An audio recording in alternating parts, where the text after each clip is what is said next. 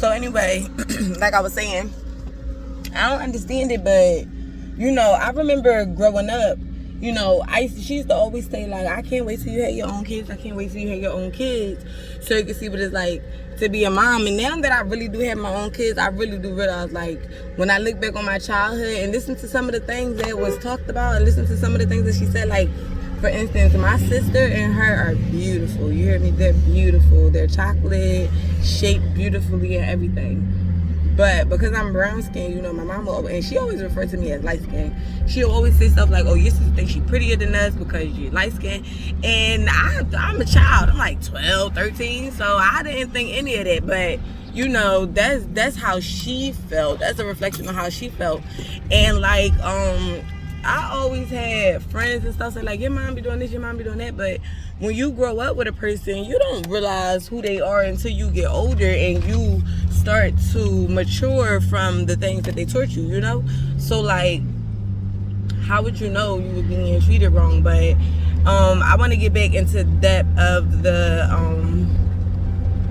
NICU, because I had missed a couple parts for people who was asking me about the NICU. So when my baby first originally was born, she was born at 4 pounds, and because she was 35 weeks, my first daughter was born at 32 weeks, so she went straight to NICU.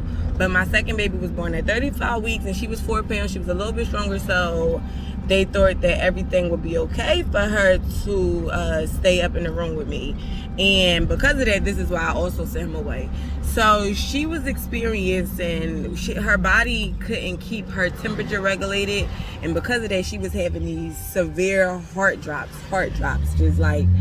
And so it got so scary that the nurse from the neonatal NICU called up to my room because she wanted to do like skin to skin to see if, maybe the baby was going through separation anxiety or whatever, because, the baby was just born. The baby.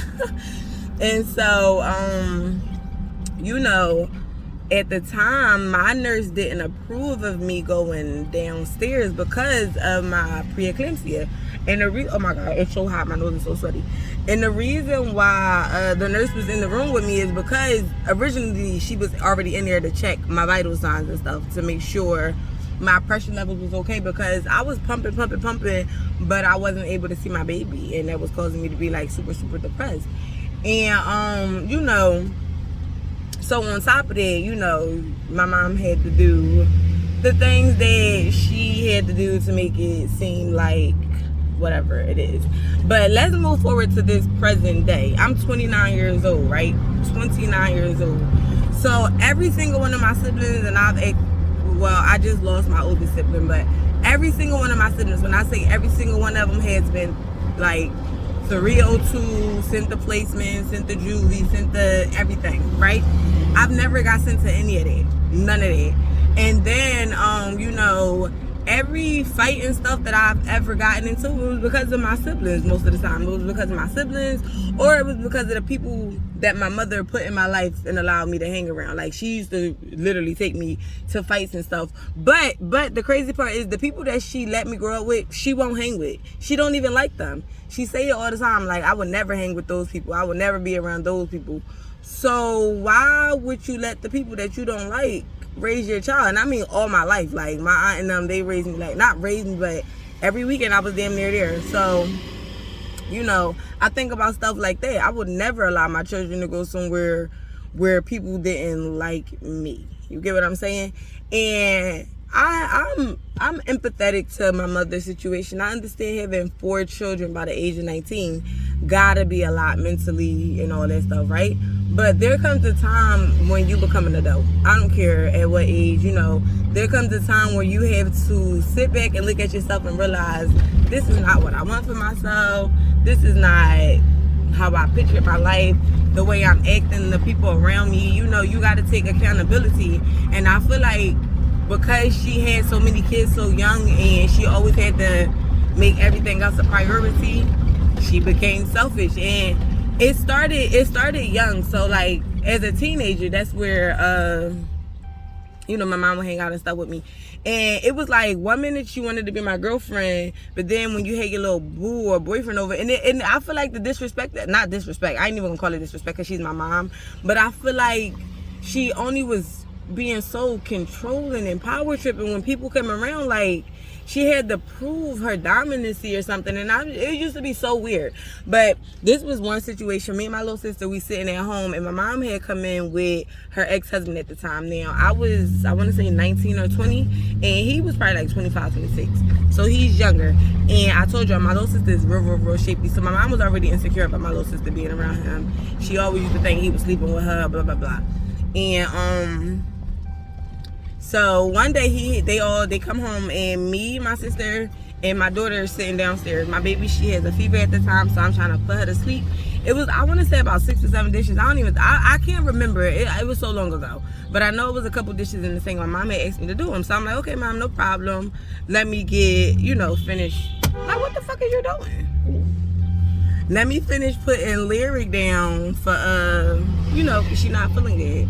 And that child, I said, do it now. And I'm just sitting there like, okay, I didn't say it disrespectfully.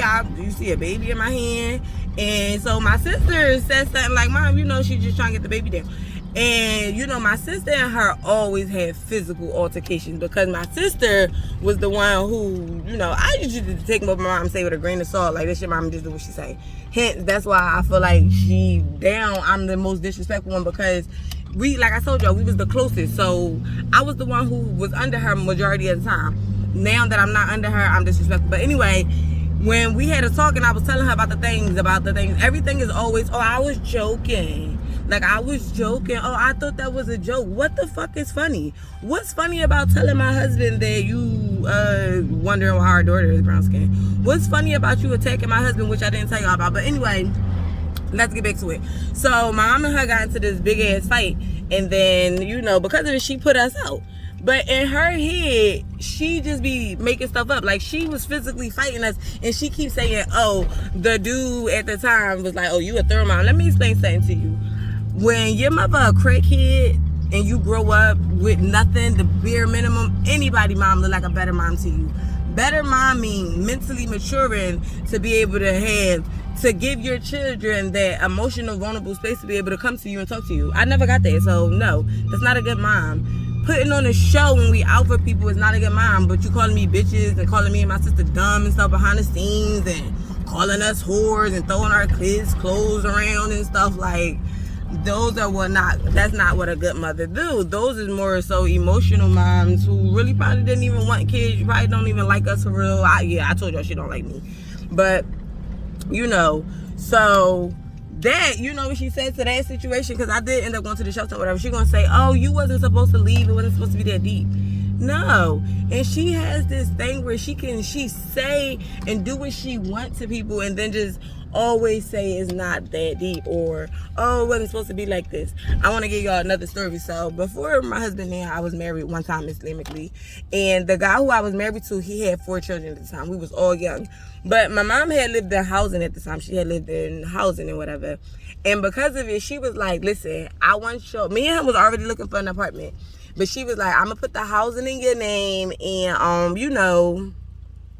your husband could come over and whatever. So we put our housing search on hold. We get married and everything. We get married. Then she texts me and say, your husband's children are not allowed over here. Now, his children have never been over in the first place because, we used to be out. But it's the fact that why would you sit a married couple down who obviously both have children? Well, I had one kid at the time who has children and stuff like that, and tell us one thing, then when we get married, make it a whole nother thing. So because of that, our relationship became real strenuous, and he kind of, he stopped talking to me. That's the honest truth. He stopped talking to me, and it is what it is, because I'm happy, because I love who I'm with now. But, situations like that, it's like, why put us in that hardship? And then she said, when I was telling her, maybe still put the housing in my name so that way the rent stuff could be cheap. Me and him would start looking for a house again and whatever. She gonna try to say she didn't trust me at that time. Why would you not trust me? You was the one who told me and him to stop looking for a place. You was the one who came up with the idea of me and him moving into the housing. You was the one who told me you and my little brother was going to go get an apartment, because at the time we was living in a 4-bedroom house. You and my little brother, because she was making so much money, you and my little brother was going to go get an apartment, and y'all was going to make it work there. And that was the deal. That was the agreement until me and him got married. It's like you purposely want to sabotage anything unless it's under your control. Like, and that's just what it is. But I got to go to class, so I'm going to probably post some videos tomorrow. But make sure y'all like and subscribe to my channel. I'm not doing this for empathy or sympathy today. I just need to vent, because this stuff just don't be making sense to me. Like, and I be trying to understand, and I be trying to get in clarity, because who mom does stuff like this? Like, and her husband is a coward. When I say a coward, like, I believe my mom is a narcissist, right? I believe, like, the definitions and stuff, the way she moves, the way she acts towards me, the way she is, I really believe she's a narcissist. And I said that to her, and when I said that to her, then all of a sudden she no longer trusted me. No, you don't trust me because I see through you. And let me explain something to you. I respect my mother and I love her. But once I mentally passed her, I no longer see her as a mom. I see her for the woman that she is now. So it's like, anything that she says to me, I just be looking at her like, what are you talking about? Because I understand that you did not take that time to grow, and it's selfish of you to be jealous of me that I got that opportunity. So it's just like, I don't know, y'all, but peace out.